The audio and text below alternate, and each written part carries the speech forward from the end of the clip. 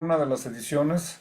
Muy Lo buenas transmitiré. noches de viernes, el día de hoy, 6 de septiembre de 2024. Nos encontramos reunidos como cada viernes en una transmisión en vivo de Liberemos México. Este día vamos a tener un análisis de lo que fue el sexto informe de gobierno del presidente Andrés Manuel López Obrador el pasado domingo 1 de septiembre. Y la idea es que durante esta mesa redonda de análisis podamos compartir diferentes impresiones de diferentes perspectivas y puntos de vista. Habrá quien se enfoque en lo económico, quien se enfoque en el tema de la seguridad. Su servidora pues se va a enfocar en aspectos comunicacionales del informe. Entonces, los invitamos a todas estas personas que se conecten a través del Facebook de Liberemos México, que compartan la liga de transmisión en los grupos de WhatsApp, de Telegram, con sus amigos, conocidos. Nuestra finalidad, como saben, es exponer estas ideas y después abrir el diálogo, poder invitarlos a que se sumen, ya sea a través de la liga de Zoom, de los que están en el grupo de WhatsApp de Liberemos México o también a través de la caja de comentarios de esta transmisión en Facebook. Y va a empezar nuestro liberal norteño, quien se encuentra en Apodaca, Nuevo León. Artemio Estrella está con nosotros. Posteriormente estará nuestro presidente Tony Martínez, que se encuentra en Puebla. Y en tercer lugar es su servidora Leida Paredes desde Cuernavaca, Morelos. Bienvenido, Artemio. Buenas noches. ¿Qué tal? Buenas noches, Aleida. Buenas noches a todos. Pues sí, pues vamos a ver cuáles son nuestras impresiones de este último informe de gobierno que es más que el sexto, es el cierre en donde da cuentas de qué es lo que hizo y qué no hizo durante todo el sexenio del presidente Andrés Manuel López Obrador. Y pues desde nuestra perspectiva, desde la perspectiva de Liberemos México, eh, digamos que muchos analistas pudieran pensar que lo que hace un presidente de la República en México, pues no sé, como que una gran cantidad de actividades que tiene que abordar, ¿sí? Pero en realidad, la realidad es que a un presidente de un país, de cualquier país del mundo, pues en específico aquí ya estamos hablando de México, pues se la tiene que evaluar desde tres perspectivas: la perspectiva de seguridad, la perspectiva de justicia y la perspectiva de infraestructura común a todos los mexicanos.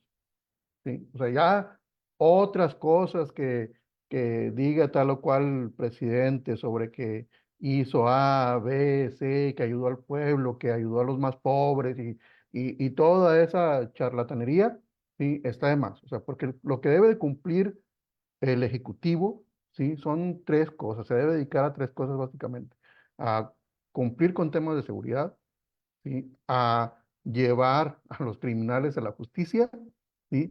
Y a ejecutar obras de infraestructura, nada más. Entonces, en realidad el análisis se pudiese decir que es más compacto de lo que pudiera llegar a pensar cualquier otra persona o lo que hacen de repente algunos analistas en algunos medios de información. Bueno, pues yo voy a hablar un poco sobre el tema de seguridad y de justicia.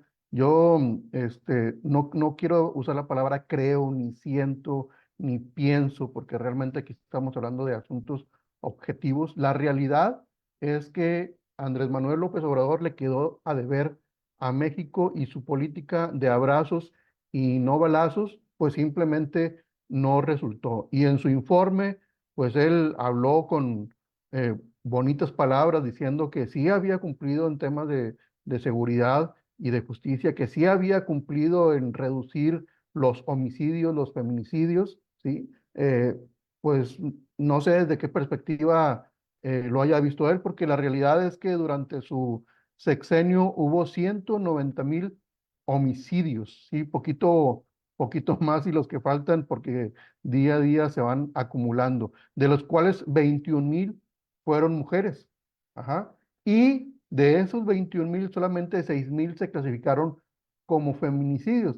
Tal vez pudiera ser que, eh, pues ahí, dándole un poco de maquillaje a las estadísticas, puedan decir, pues sí, fuimos reduciendo los feminicidios, porque pues a final de cuentas el feminicidio es una clasificación que el progresismo nos ha venido a meter. ¿Para qué? Pues para simplemente segmentar las estadísticas, pero la realidad, ¿sí? Es que tanto hombres como mujeres somos ciudadanos, ¿sí? Sin importar el sexo. Entonces la medición se debe de hacer con respecto a ciudadanos, a personas, no a decir, bueno, tantos fueron hombres, tantas fueron mujeres, y de las que fueron mujeres solamente podemos decir que con alevosía y ventaja en contra de la mujer, por el solo hecho de ser mujer, fueron tantas. No, clasificaciones pues solamente sirven para adornar a veces las estadísticas, y pues la realidad quisiera yo verlo desde una perspectiva de decir, 190,000 homicidios, ¿a qué equivale 190,000? Bueno, pues equivale a que, imagínense de que de pronto les dijeran, en este sexenio, ¿sí? Murieron todas las personas de San Juan del Río Querétaro, o murieron todas las personas de Coatzacoalcos, Veracruz, de Manzanillo, Colima, de Cuautla, Morelos, o de Zacatecas, Zacatecas, ¿sí? Porque esas ciudades que he mencionado, ¿sí? Algunas tienen hasta 190,000 habitantes, pero otras tienen menos de 190,000. Es decir, que básicamente la cifra equivale a que haya desaparecido una ciudad entera. ¿Sí? A eso equivale la cifra. Y con respecto a sexenios anteriores, ¿sí? Esta cifra de 190,000 homicidios representa un 22% más que el sexenio de Peña Nieto y un 56% más que el sexenio de Calderón. No queremos decir que Peña Nieto o Calderón lo hicieron mejor. No, desde mi perspectiva lo hicieron muy mal. Y Andrés Manuel López Obrador lo hizo peor, ¿sí? Esa es la unidad de medida. O sea, es cierto, o sea, la violencia no es nada nuevo en México, ¿sí? Al gobierno, por dedicarse a otros asuntos que no tienen que ver con seguridad y justicia, se les ha salido de las manos el tema de cuidar a la ciudadanía, de proteger a la ciudadanía, y simplemente el crimen organizado ha hecho crecer sus tentáculos en todo el país. Bueno, y esto que dijo el presidente Andrés Manuel López Obrador en su informe, ¿sí? Que ha venido reduciendo, pues contradice totalmente a lo que él ya había reconocido en el informe anterior del año pasado, ¿sí? En donde ya había dicho que desde el año pasado se habían rebasado las cifras de inseguridad con respecto a sexenios anteriores, ¿sí? Entonces, pues no sé de dónde viene y saca que de pronto, mágicamente, ¿sí? Como si de Dinamarca se tratara, ya no hay violencia en México. Pues no, pues sí la hay.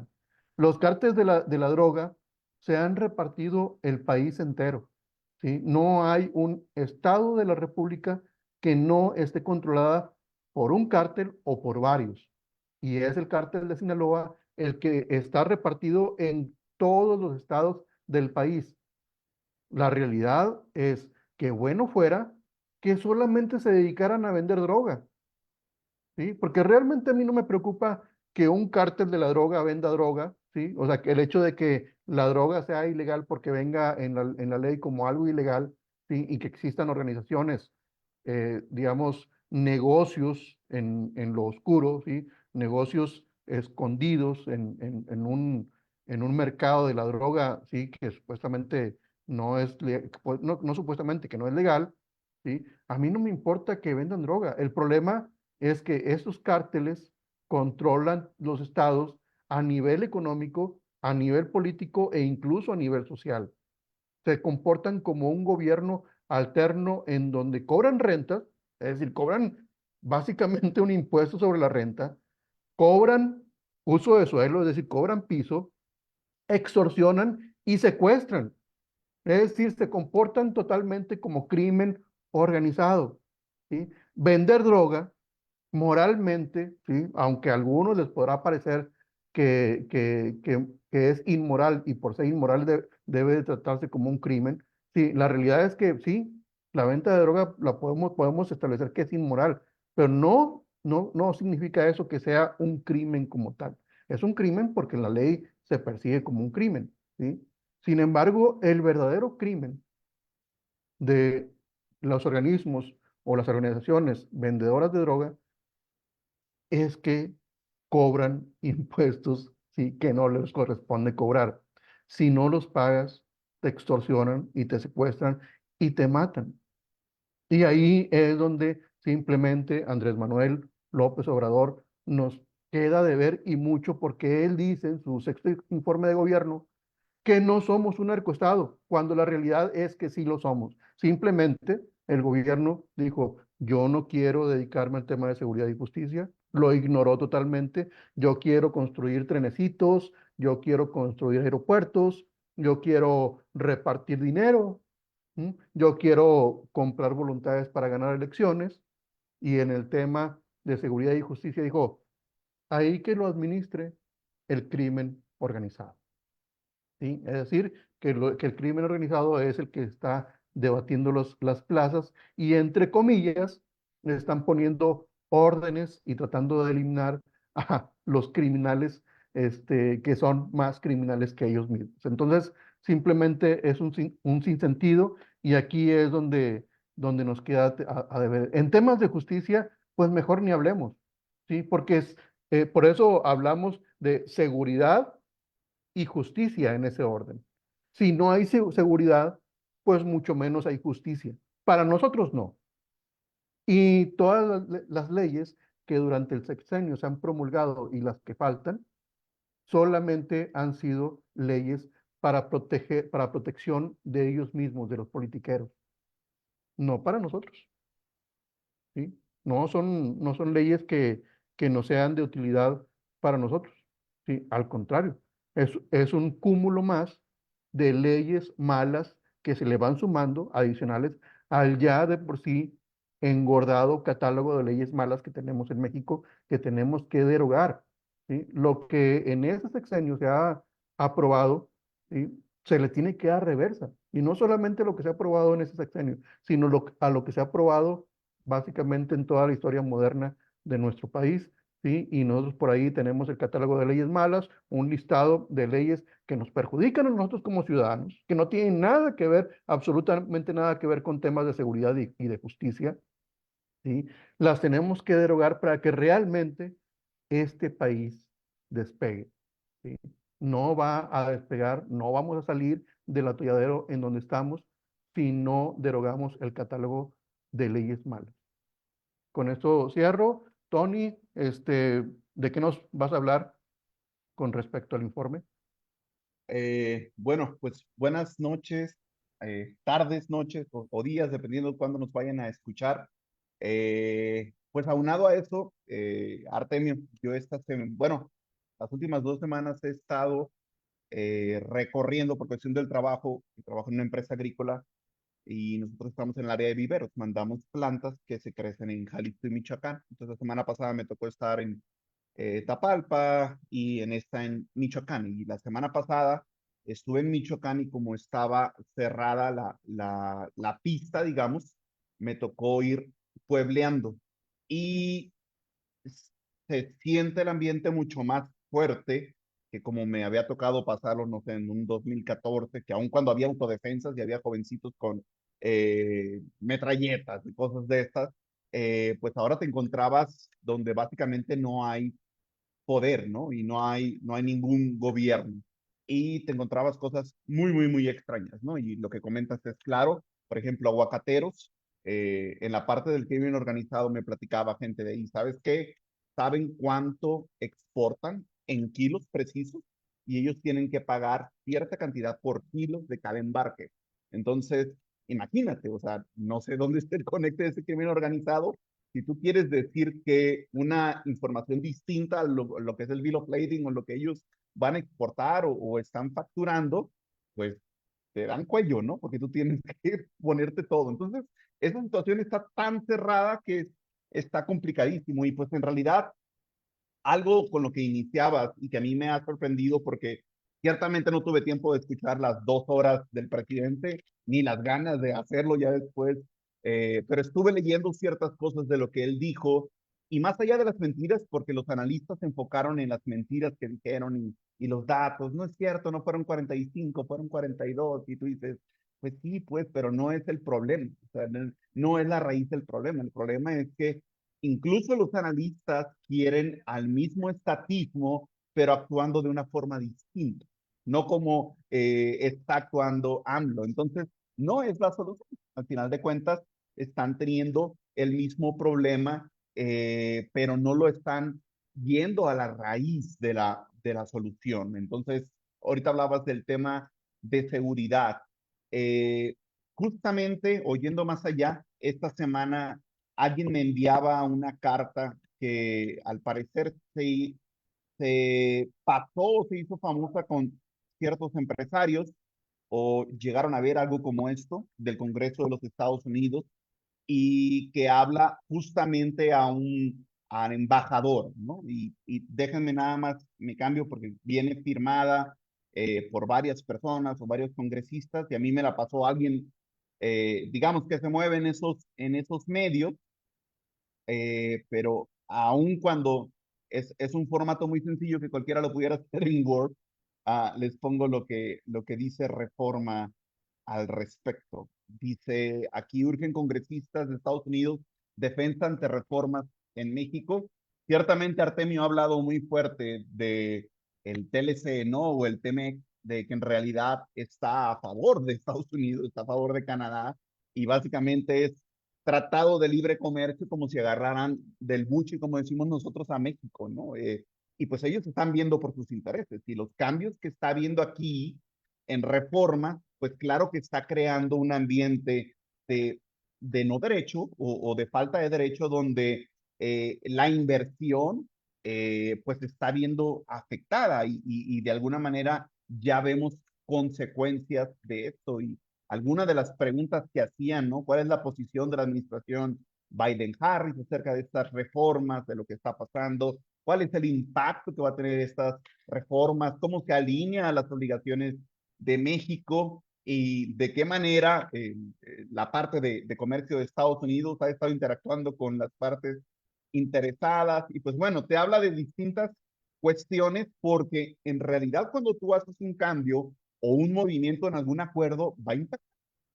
Y vas a ver cuestiones como el peso perdiendo ante el dólar porque los inversionistas empiezan a tener miedo, hay fuga de capital, hay distintas cuestiones y pues todo esto lo estamos viendo de alguna u otra manera. Aún así, nuestro país es tan rico y tan noble tantas cosas que ha detenido, pero cuando esto empieza a crecer o empieza a hablar de las situaciones de pérdida de la propiedad privada, pues esto causa muchísimo ruido. O sea, realmente es una cuestión sumamente importante. Déjenme, me muevo aquí a otra nota que es muy importante.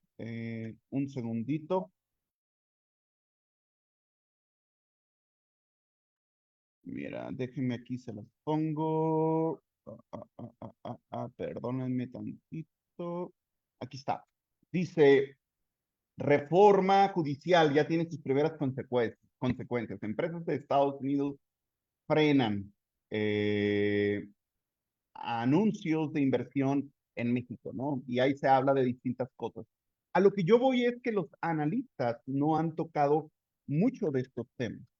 El impacto que tiene cuando el Estado, cuando el gobierno civil deja hacer aquello que debería estar haciendo, tal y como Artemio lo comenta, y se empieza a meter en todo y definitivamente empieza a causar estragos. Eh, Toda la narrativa que se vio en la mañanera ha sido pues la alta popularidad que tiene la gente y pues sí, perdón, que tiene AMLO con la gente y claro que tiene una alta popularidad. Digo, si se le lleva predicando más de 1,000 y feria mañaneras, pues la gente escucha y lo toma como una verdad. Y es increíble el nivel de análisis crítico que tienen las personas, porque si estás en contra, o por ejemplo, ahorita Artemio, que estaba de referencia a los presidentes, eres un prianista vendido, Artemio, porque estás en contra de nuestro presidente. Y pues tú dices, ¿dónde está lo crítico de esta situación donde debes de ver cuestiones objetivas? No de que si yo creo, yo pienso, es que el PRI robó más o tal situación. Hemos puesto videos, tanto en el grupo de WhatsApp como en en la fanpage de Facebook, de lo que la gente, muchos de ellos acarreados, han estado diciendo, y la verdad es muy triste, o sea, es un reflejo de la educación que tenemos en nuestro país, que no es el resultado solo de este sexenio, es una realidad, porque muchos de ellos andan en sus veintitantos, en sus treinta y tantos. Entonces, estamos hablando del cúmulo o el resultado sumado de varios sexenios hacia atrás, porque el gobierno no debería estar metido en la educación. Y nosotros hemos hablado eh, fuerte acerca de esto, que los padres es muy fácil decir, ahí te va Estado, pero da lo mejor de ti.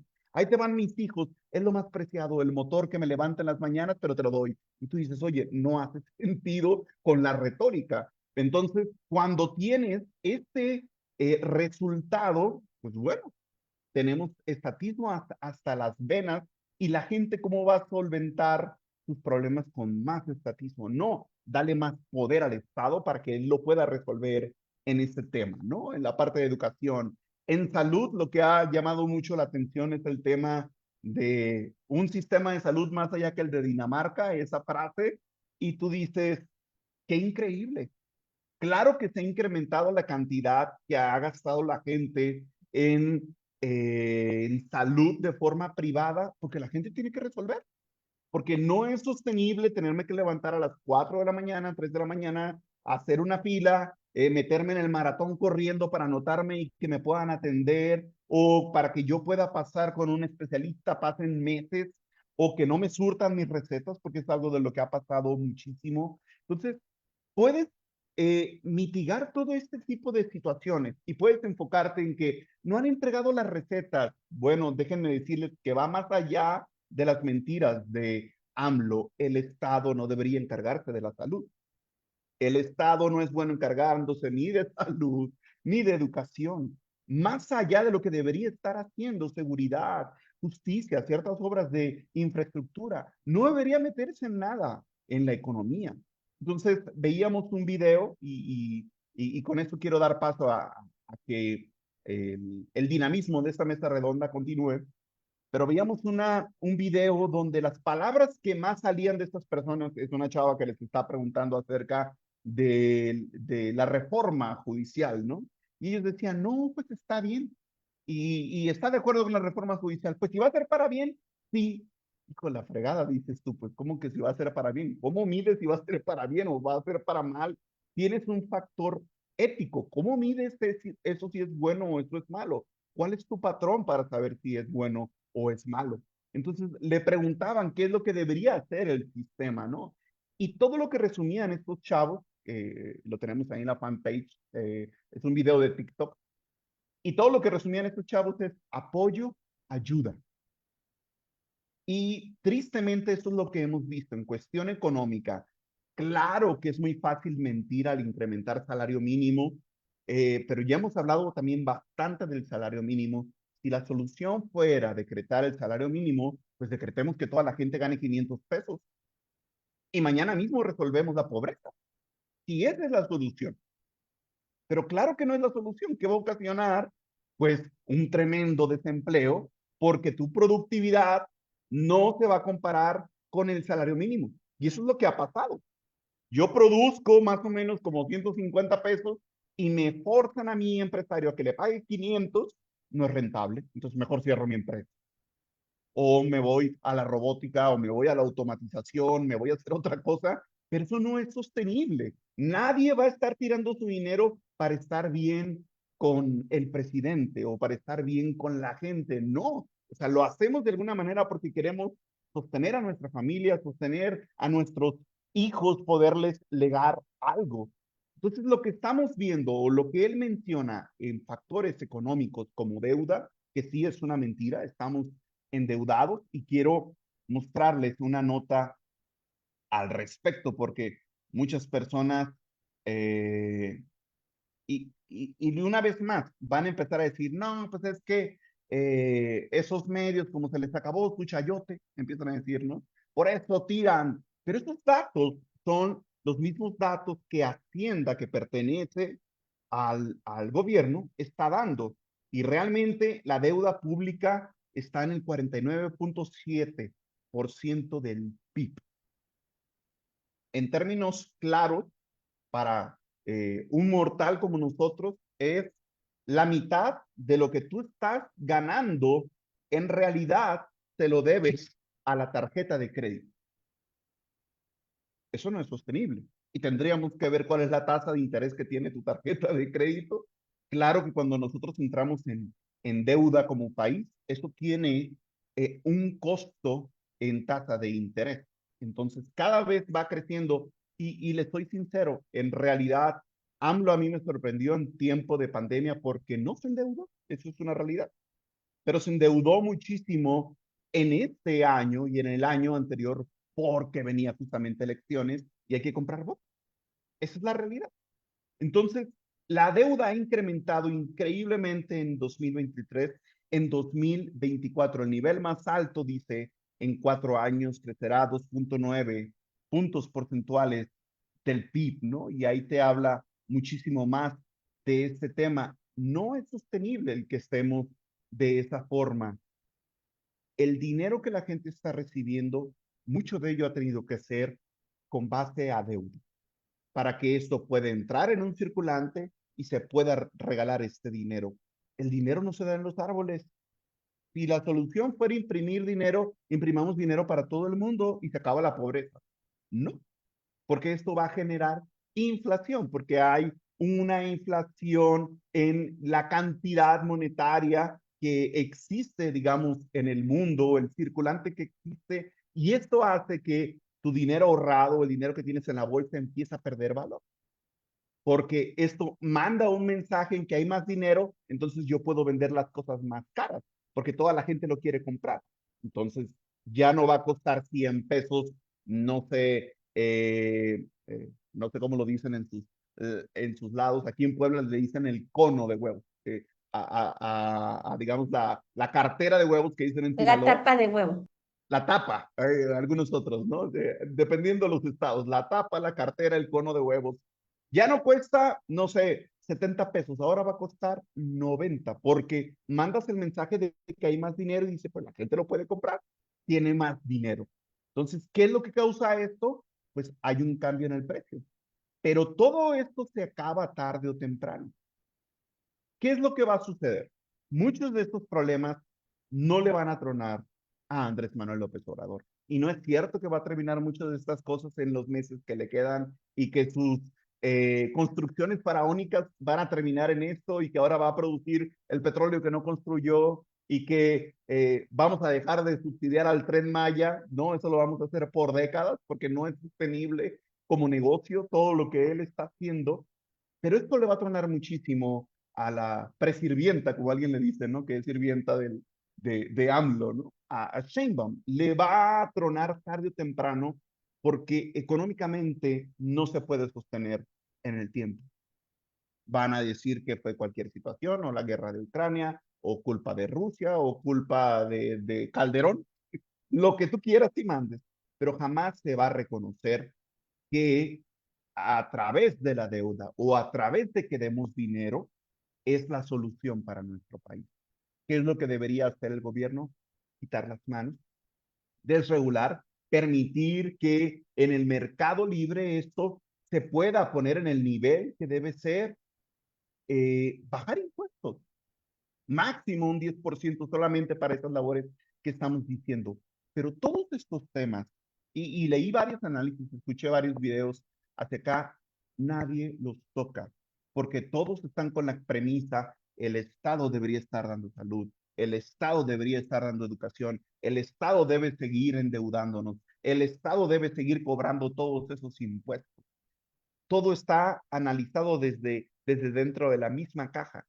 Algunos lo hicieron peor, algunos lo hizo así, pero nadie está saliendo a ver las cosas de afuera. No, no queremos un Calderón, no, no queremos un Peña Nieto y no queremos menos un AMLO. Lo que queremos es que la gente pueda conocer lo que es el mercado libre, el capitalismo para todos, donde el Estado no se mete más allá y que podamos permitir que la gente pueda encontrar riqueza al poder comercializar sin tener tantas regulaciones. Pero bueno, lo dejo ahí porque ya me extendí mucho. Adelante, Leida. Gracias. Si me ayudas a ser co-host para poder compartir pantalla, pues saludos a todas las personas que están conectadas a través de Facebook, Vamos a estar muy contentos de leer sus comentarios al final de mi participación. Precisamente es lo que queremos, poder leerlos, escucharlos. En la campaña política de Andrés Manuel, hace 6 años, cuando estaba en campaña, su eslogan de Morena es la esperanza de México. Y este 1 de septiembre, en este sexto y último informe de gobierno, pues dio a conocer la rendición de cuentas de todos los que creyeron en ese lema de que Morena iba a ser y es la esperanza de México, de salir de la pobreza, de la corrupción y de todos los graves problemas que le atañen. Y vimos la plancha del Zócalo lleno, vimos este inflable gigante, vimos mucha gente mostrándole gratitud, amor al cabecita de algodón, pero de verdad, gente sincera. Vimos en el canal de YouTube de Andrés Manuel, que tiene 4.45 millones de suscriptores, que este sexto informe tuvo 81,000 me gusta, 942,000 visualizaciones, y hay comentarios como este donde dice, nunca en la vida pensé llorar la despedida de un presidente. Le admiro y le tengo un profundo respeto. Mi presidente Andrés Manuel López Obrador, muchas gracias por todo de corazón. Y es el sentir de millones de mexicanos, millones que a lo largo de 6 años fueron discipulados por su Mesías, por su caudillo mesiánico. En todas esas mañaneras, todos los días, Andrés Manuel hizo un discipulado político muy constante, donde repetía las mismas premisas, las mismas consignas, y lo que hizo fue introyectar como un buen pedagogo de masas estas ideas que están hasta el tuétano de muchos morenistas and lovers. Y una de las afirmaciones de Andrés Manuel en este informe es, hemos cortado de tajo con la corrupción en el Poder Ejecutivo. Y más adelante en su informe dijo, no hemos querido transar. Es decir, él se sigue postulando como ese caudillo mesiánico, ese Mesías todopoderoso, inmaculado, que no es capaz de hacer daño al pueblo sabio y bueno, sino que se le debe. Y en la página de gobierno, en la Secretaría de Gobernación, el 1 de septiembre, Luisa María Alcalde Luján, secretaria de Gobernación, afirmó en este documento, haciendo referencia a este sexto informe, que hoy entregamos está la esencia del humanismo mexicano, de la más justa distribución del ingreso y la riqueza.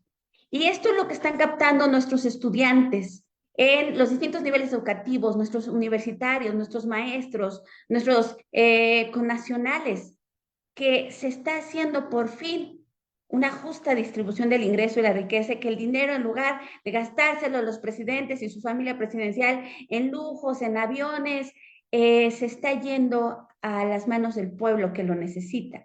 Sin embargo, nosotros como cristianos sabemos que esta llamada justa distribución del ingreso y la riqueza, esta llamada justicia social, pues es parte de los 10 puntos del manifiesto comunista, donde se hace un robo a través de impuestos desmedidos de la gente que trabaja para dárselo a la gente que por algún motivo no lo hace. Entonces, pues atenta contra uno de los mandamientos que nosotros sabemos que es no robarás. Y en esta misma página de gobierno, Ifigenia Martínez Hernández, que es la presidenta de la mesa directiva de la Cámara de Diputados, menciona, todo esto se ha logrado sin incrementar impuestos, sin endeudar al país, implementando una fórmula que parece sencilla, pero que nunca se había implementado, que es acabar con la corrupción y acabar con los privilegios con un ejercicio honrado del presupuesto.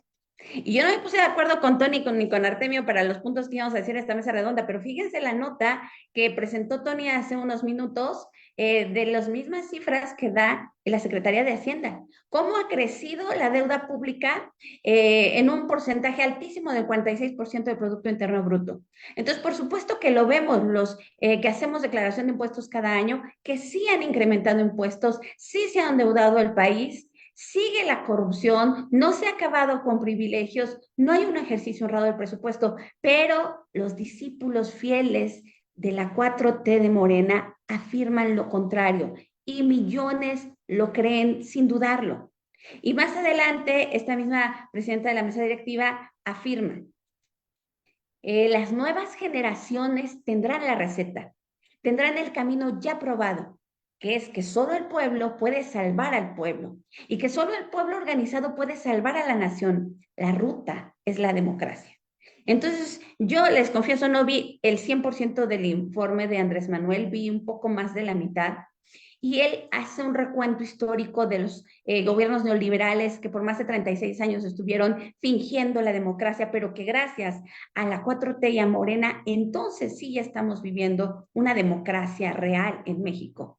Pero esto es grave y sobre todo yo como maestra me pongo a pensar en nuestros niños, en nuestros adolescentes, en nuestros jóvenes que están siendo permeados con la pedagogía marxista, socialista, desde su más tierna edad, con una compra millonaria que se hizo en las bibliotecas públicas del país, pues se les está dando la receta, se les está dejando el camino, se les está enseñando cómo pues robar al pueblo sin que se dé cuenta, pero disfrazándolo de salvación, de que el pueblo organizado puede salvar a la nación. Y nosotros como cristianos sabemos que cuando Pilato le preguntó al pueblo, ¿a quién quieres dejar libre? ¿A Barrabás o a Jesús? La mayoría eligió a Barrabás. El pueblo no es sabio ni es bueno por naturaleza. El pueblo se equivoca y millones sí pueden estar equivocados. Entonces, a mí me llama mucho la atención que varias frases de Andrés Manuel en este informe, pues parece que de verdad desde el principio él tuvo otros datos, totalmente otros datos de la realidad. Él menciona que en su gobierno cada mes salieron de la pobreza 100,000 mexicanos según el INEGI, que en 5 años 9.5 millones de mexicanos salieron de la pobreza y hace mención de cifras de sexenios anteriores. Él menciona que somos el segundo país del mundo con menos desempleo, que la gasolina se mantuvo y en algunos casos bajó, que dice, cumplimos el compromiso de no aumentar en términos reales la gasolina, el diésel, el gas y la electricidad. Y yo digo, bueno, a mí me consta, yo tengo automóvil desde antes del 2018 y yo pagaba cierta cantidad por litro en el 2018 y ahorita en el 2024 pago mucho más. Me consta y a todos nos consta. Y en el informe era muy evidente como en ciertos momentos de su discurso, el pueblo que estaba ahí sentado porque les dieron sillas para poder aguantar las 4 horas que estuvieron ahí en la plancha de Zócalo, previo al informe y posterior, en muchos momentos del informe decían sí y lo vitoreaban y aplaudían. Y en ciertos momentos se quedaban en silencio, como no me cuadran estos datos, ¿no? Entonces, pues esta mesa redonda da para mucho análisis, tenemos muy poco tiempo. Aquí queda mi participación, pero la invitación que siempre hacemos en Liberemos México es eh, analiza, escucha con atención, no te creas todo a la primera, filtra, compara y saca conclusiones, pero informada, no desde la desinformación, no desde el fanatismo político. Es cuanto. Gracias, Aleida. Hoy no vas a decir como esa chava que ya no sé si era broma o no, de que yo he hecho 200 pesos desde antes echaba Sí, no, 200 pesos y sigo no. echando 200. A mí se me hace que sí era broma, ¿no? No sé si lo vieron, pero está Sí, eh, sí, lo vi. buenísimo. Si va en serio, pues es más triste la situación. Digo, hay mucho que hablar en el tema también de la reforma judicial, o hay mucho que hablar también en el tema de la democracia. El profe Mansuetti tiene unos videos buenísimos del LC100 y el número 2 y el número 3 los estaba escuchando de nuevo hoy. Te habla muchísimo las formas puras de sistemas de gobierno político, en la autocracia, que es justamente la figura del rey, del emperador, ¿no? De alguna forma el presidente, en la aristocracia, el de los mejores. Nosotros ahí tenemos a, no sé, los coroneles, los sargentos del ejército, no deberían ser elegidos de forma democrática, sino debería ser el mejor, el que debería tener el cargo. Los jueces deberían estar ahí. Y finalmente tenemos en la democracia donde tú puedes elegir ciertas partes, pero todos estos se pueden degradar o convertirse en algo que no queremos. La autocracia se puede convertir en un tirano, la aristocracia se puede convertir en una oligarquía y la democracia en una demagogia, que es lo que estamos viendo y que ha afectado tanto a México. Pero este tema da para muchísimo más. La mayoría de los seguidores de AMLO siempre dicen, 33 millones no pueden estar equivocados, ¿no? Déjame decirles que sí. ¿Cuál es el parámetro con el cual están midiendo? Y tristemente la gente está engañada y mientras siempre estén escuchando lo mismo, están escuchando a estos periodistas que siempre le dan por su lado y solo te hablan de esta retórica. Yo conozco gente cercana a mí, gente que amo, o familia, que usa la misma retórica neoliberal, los preanistas y de las mañaneras y que estos vendedores de patria y todos esos temas, claro que van menguando. Ya había platicado al respecto y ya con eso termino y doy espacio a que Artemio cierre. La cantidad de movimientos que se están viendo acá en la zona, yo estoy en la zona de Puebla, Tlaxcala, y es increíble cómo la misma narrativa de izquierda que se escucha en las mañaneras en contra de los empresarios, en contra de los extranjeros que quieren tomar nuestro país y demás, tú lo estás viendo en esta narrativa y la gente lo está recibiendo, gente que a lo mejor no está tan preparada para poderse detener a esto y está haciendo muchísimo daño.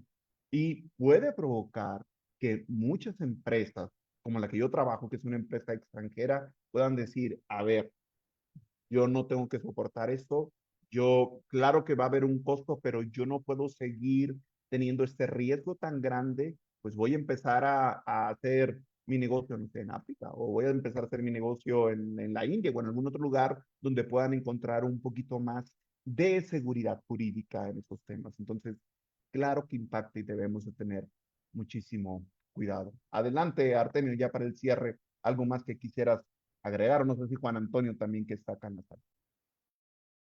Sí, pues yo me gustaría remarcar de lo que hablaste, Tony, ¿sí? De los analistas que pues básicamente se enfocan en lo que dice Andrés Manuel López Obrador, se enfocan pues para decir, bueno, pues esto A, B y C lo está haciendo bien, D, E, F pues no lo está haciendo tan bien, y los que más se oponen a Andrés Manuel López Obrador no pasan de decir que es un mentiroso, pero en términos generales, ningún gobierno del mundo puede mentir, ¿sí? Porque los números que todo gobierno tiene que presentar tienen que ser verdaderos, porque así funciona el sistema económico mundial, ¿sí? Es decir, lo que dice el SAT, lo que dice el INEGI, lo que dicen todas las organizaciones gubernamentales, ¿sí? Los números que ofrecen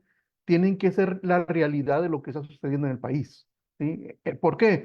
Porque el Fondo Monetario Internacional, ¿sí? Y el Banco Mundial no le prestan dinero a un país que miente, ¿sí? El presidente podrá adornar sus palabras, ¿sí? Podrá decir a lo mejor algo que no sea verdad en un informe, pero en la declaración que hace el gobierno, ahí se dice toda la verdad, ¿sí? Entonces, lo que aquí presentamos, pues presentamos simple y sencillamente lo que viene, lo que dice el SAT y lo que dice el INEGI y lo que dicen toda entidad gubernamental que se dedica a generar información del gobierno, ¿sí? Entonces, el problema no es si dice o no dice la verdad. Ese no es el problema de fondo. Es decir, si a Broso le gustaría que el presidente dijera la verdad, con que dijera la verdad, ya estaríamos del otro lado, ¿sí? O sea, ese es el problema. O sea, si Andrés Manuel López Obrador se parara y dijera absolutamente la verdad de lo que sucede, ¿ya con eso estaríamos todos contentos? Pues no, porque en la realidad estaríamos igual de mal si dice la verdad o si miente. Ese no es el problema como lo menciona Tony, ¿sí? El tema es que las leyes y las regulaciones que tenemos en México cada vez aumentan más, son un estorbo para el quehacer diario de todos los ciudadanos. Es decir, son un estorbo para temas de educación, para temas económicos, para temas de inversión, para temas de ahorro, ¿sí? Tanto para el presente, para algo a corto plazo, mediano plazo, como para el futuro, para nuestras jubilaciones. ¿Sí? Son un problema para asuntos políticos, es decir, no es tan sencillo hacer política en México, tenemos que cada vez, para poder contender contra los politiqueros que están en el poder, cada vez tenemos más barreras, ¿sí? Y vamos a llegar a un punto de no retorno en donde simple y sencillamente a lo mejor no vamos a poder contender, ¿sí? Es decir, si no eliminamos todo eso, si no llegamos al poder para poder eliminar todo eso, pues simple y sencillamente vamos a seguir igual o peor, ¿sí? Ahora, ¿cuál es la fórmula que Liberemos México tiene bajo o sobre la mesa? ¿Cuál es la fórmula? Bueno, es la Academia Cristiana de Ciencias Políticas liderada en México por Aleida Paredes. Es decir, si de pronto en tu cerebro, en tu mente, tienes ahí como que la cosquillita de que, bueno, ¿y cuál pudiese ser la solución? Bueno, en Liberemos México estamos iniciando un proceso de educación, de desadoctrinamiento, ¿sí? Tenemos que desaprender para aprender lo que realmente es bueno y correcto, ¿sí? Y Aleida Paredes, ¿sí? Que está fungiendo como la directora de Educación de Liberemos México, está liderando la Academia Cristiana de Ciencias Políticas de México, y yo les recomiendo que se inscriban a los diplomados que ella está ofreciendo para que nos demos cuenta y aprendamos, ¿sí? Lo que es correcto. Y no estamos diciendo que tengamos nosotros la verdad al 100%, ¿sí? O que nosotros seamos unos iluminados, porque la realidad es que también nosotros tuvimos que desaprender, ¿sí? Todo el adoctrinamiento que desde niños nos habían estado inyectando, ¿sí? Todo eso que aprendimos, que realmente no es lo correcto, ¿sí? Gracias a la academia pudimos entender, ¿sí? Cuál es el verdadero camino y cuál es la salida para México. Entonces, yo quiero cerrar con esto. Los que estén escuchando en vivo, viendo este en vivo, y los que lo vayan a ver en diferido, les recomiendo que nos contacten, que tanto en los grupos de WhatsApp, en Facebook, en Telegram, en Twitter, en Instagram, nos contacten en nuestras redes sociales o contacten directamente en las redes sociales de Aleida Paredes, y ella con mucho gusto les va a ofrecer información, ¿sí? Les va a decir cuál es la modalidad de inscripción y de participación en el diplomado, y les aseguro que se van a sorprender de todo el material de excelente calidad que Aleida Paredes está ofreciendo. Con eso cierro, Tony, y pues muy buenas noches a todos, muy buenas noches, Aleida, y muchas gracias.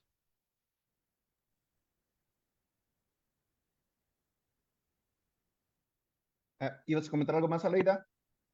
Pues comentar solamente que estamos en inscripciones de la tercera generación del diplomado. Iniciamos el 18 de septiembre y con mucho gusto, ya sea en las redes sociales de Libremos México, que puedo yo revisar todos los días, o en mis redes sociales, les puedo a todos los que mencionan que vieron esta mesa redonda dar el 50% de beca, de descuento, para que inicien este próximo 18 de septiembre. Son 12 sesiones que se van a lo largo de 12 semanas. Están en formato virtual y arrancamos este 18 de septiembre. El próximo viernes, previo a celebrar nuestra independencia, el próximo viernes 13 de septiembre, vamos a tener una mesa redonda especial aquí en Liberemos México.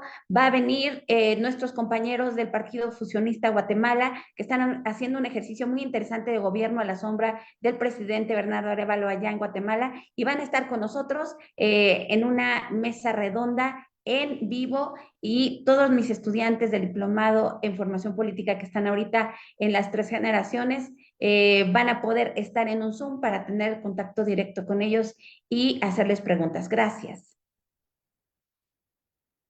Pues muchas gracias a todos, muy buenas noches y nos vemos el siguiente viernes para una mesa redonda más. Saludos.